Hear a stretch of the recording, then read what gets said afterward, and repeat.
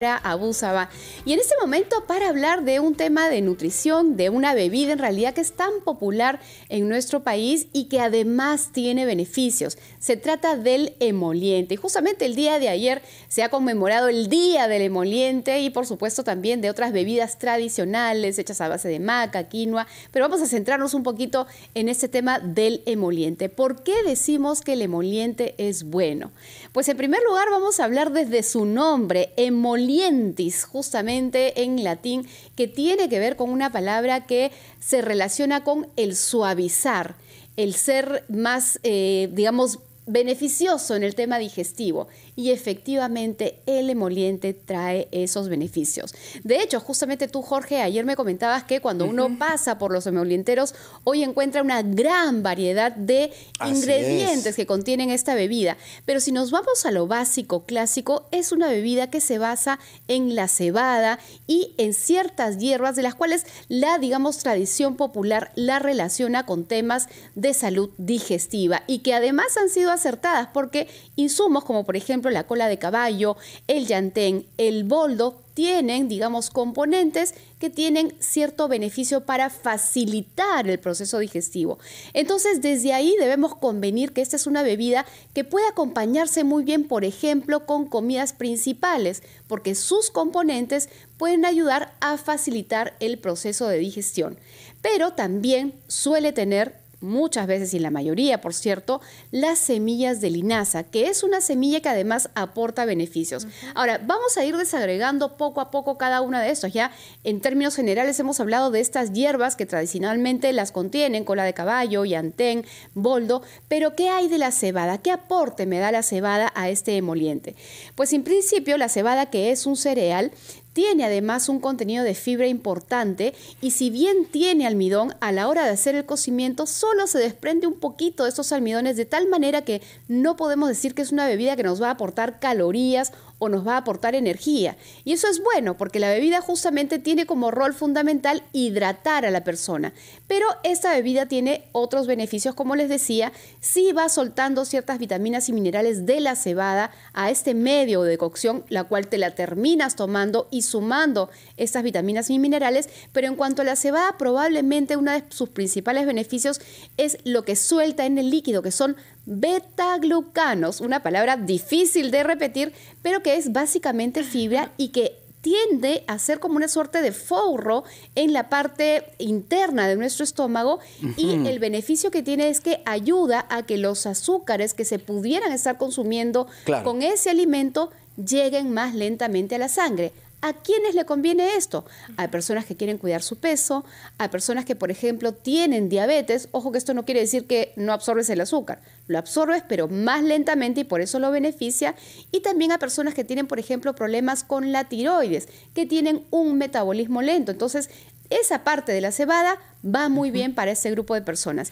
Y el otro componente que también tiene un efecto interesante en la salud es la linaza. No sé, Noemí, tú, Jorge, también si han hervido linaza y la han dejado enfriar. No sé si se han dado cuenta que forma como una suerte de gel, así medio como baboso. Claro, claro, exactamente, sí. Pues miren ustedes que este gel, esto que se forma, no tiene nada que ver con la capacidad de formar, digamos, una textura densa como la tiene el chuño o la tiene, por ejemplo, la maicena. Este gel es básicamente fibra, pero una fibra especialmente importante porque es una fibra soluble que tiene la capacidad de arrastrar el colesterol en el proceso de digestión. Y recordemos que nuestro hígado es el que forma la bilis y esta bilis se forma también de colesterol. Entonces, cuando nosotros comemos, por ejemplo, una carnecita, un chicharrón, que por ejemplo tanto le gusta a Jorge, con esa grasita que tiene colesterol, y yo la acompaño, por ejemplo, con esta cebada que tiene linaza, a la hora de hacer la digestión voy a jalar esa bilis, ese colesterol y lo voy a eliminar justamente a través de las heces y por tanto tiene también la ventaja de poder ayudar a disminuir los niveles de colesterol en sangre, algo que muchas personas buscan. Claro, Sara, sucede que cuando vamos a tomar un emoliente, muchos acudimos al emolientero como casi si fuera un médico, ¿no? Le preguntamos, a ver, me duele un poquito la garganta, maestro, ¿qué puedo tomar? Sí.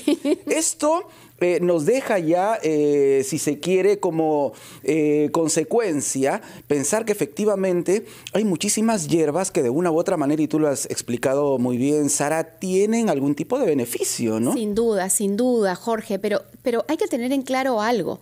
Las plantas, las hierbas tienen tantos componentes químicos activos, muchos de ellos no estudiados. Entonces, la tradición popular, por su experiencia propia, nos va diciendo, oye, yo me he dado cuenta que esto me ayuda en A, B, C situaciones, ¿no? Entonces, esto se va replicando de tradición en tradición, pero muchos de estos no tienen un sustento científico y no podemos afirmar que va a tener ese beneficio.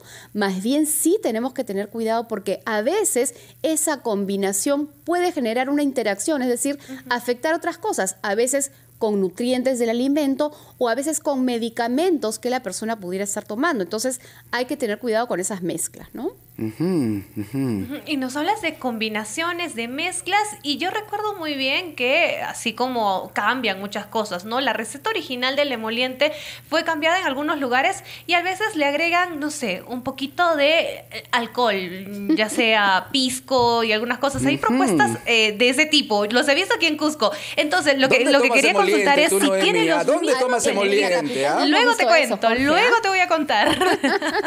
Pero quería saber si, digamos, esas mezclas tienen los mismos beneficios que el emoliente con la receta original.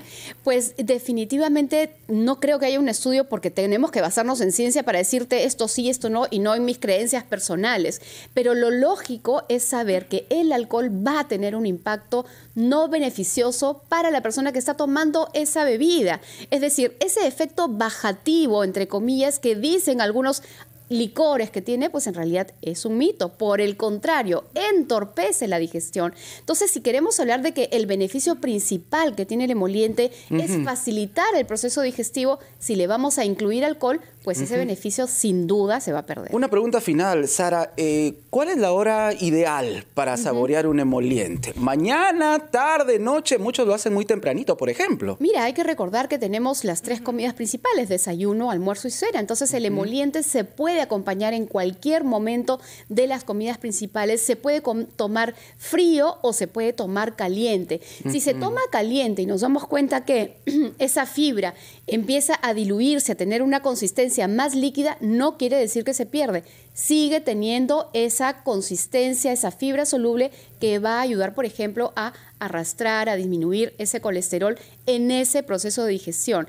El emoliente se puede tomar en cualquier etapa de la vida, menos en aquellos lactantes que tienen, pues, lactancia materna exclusiva. Pero en adelante, a partir de los 6, 7 meses y en adelante, el emoliente es una bebida recomendable. Y no siempre caliente, ¿no? Ahora en época de verano, por ejemplo, se puede tomar emoliente un poquito más frío o emoliente helada. Totalmente. Lo que sí tenemos que tener una precisión, Jorge, Noemí, es en la cantidad de dulce que le vamos a agregar a ese emoliente. El azúcar añadida realmente no es necesaria. Acostumbremos al paladar a beberlo sin azúcar añadida porque son calorías extras y es azúcar que el cuerpo no necesita.